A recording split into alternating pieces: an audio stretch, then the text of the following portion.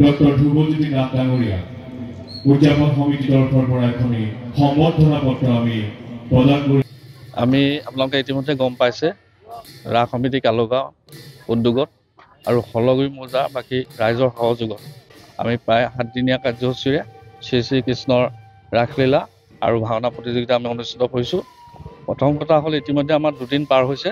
সেই 2 দিনত আমাৰ 2 দিনীয়া যি শ্ৰী শ্ৰী কৃষ্ণৰ ৰাস মহোৎসৱ ইতিমধ্যে কালি সমাপ্তি ঘটিছে, সফল সমাপ্তি। আৰু ইয়াৰ পিছতে আমাৰ 4 দিনকৈ ভাওনা প্ৰতিযোগিতা আৰম্ভ হ'ব, 2খনকৈ নাট প্ৰতিদিনা মঞ্চস্থ হ'ব।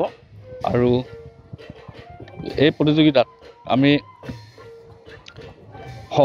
সকলো সময়তে আমি ৰাইজৰ সহায় সহযোগিতাতে এই বৃহৎ অনুষ্ঠানটো আমি সফল কৰিবলৈ আগবাঢ়িছোঁ আৰু এতিয়ালৈকে আমি সফল হৈছোঁ বুলিয়ে ক'ব পাৰি।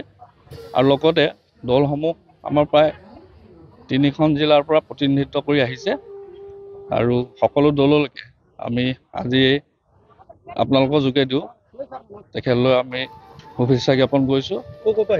ইতিমধ্যে আমাৰ যোৰহাট আছে, ডিব্ৰুগড় আছে, শিৱসাগৰ, তেনেকৈ 3খন মৰাণহাট, এনেকৈ 3খন জিলাৰ পৰা প্ৰতিনিধিত্ব কৰিছে দলসমূহে। আৰু কেইবাটাও দল আমাৰ লগত আছিলে, কিন্তু তেখেতসকলক আমি আচলতে কি হয়, আমি 8টা দলক আমি ৰাখিবলগীয়া হৈছিলে আৰু সেই দলসমূহ আমি স্ক্ৰিপ্ট পাইছিলোঁ প্ৰায় 28টা স্ক্ৰিপ্ট পাইছিলোঁ। তাৰ ভিতৰৰ পৰা আমি 8টা স্ক্ৰিপ্ট আমি বাছনি কৰিছিলোঁ আৰু ৰাইজৰ যাতে ভাল দেখক এনেকুৱা এটা হেৰিয়তে আমি গোটেই কামখিনি কৰিছিলোঁ। আৰু এইটোকে আমি যিবিলাক দলক আমি সুবিধা দিব নোৱাৰিলোঁ, হয়, এতিয়া আমি ধৰক 28টা দল আছিলে যদিও সেই 28টা দলকে আমি ইয়াত মঞ্চস্থ কৰিবলৈ সুবিধা দিব নোৱাৰিলোঁ। তাৰ বাবে যিখিনি দলক আমি ইয়াৰ পৰা মানে মঞ্চস্থ কৰিবলৈ দিব নোৱাৰোঁ, তেখেতসকলৰ ওচৰত আমি ইয়াৰ পৰা ক্ষমা প্ৰাৰ্থী হৈছোঁ। ভৱিষ্যত দিনত তেখেতসকলক আমি আকৌ এনেকুৱা এটা মঞ্চ দিবলৈ চেষ্টা কৰিম। কি পুৰস্কাৰ কেনেকুৱা ধৰণে আমি প্ৰাইজ হিচাপে প্ৰথম প্ৰাইজ ৰাখিছোঁ আমাৰ 61,000, ছেকেণ্ডটো আমি ৰাখিছোঁ 51,000 আৰু তৃতীয়টো ৰাখিছোঁ আমি 41,000 আৰু ইণ্ডিভিজুৱেলি আমি প্ৰায় 36,000 টকাৰ প্ৰাইজ আমি ৰাখিছোঁ। শ্ৰেষ্ঠ তাত অভিনেতা অভিনেত্ৰী, দ্বিতীয় শ্ৰেষ্ঠ অভিনেতা অভিনেত্ৰী, শ্ৰেষ্ঠ ভগৱান, এনেকৈ কৰি প্ৰায়খিনি আমি তাত ৰাখিছোঁ।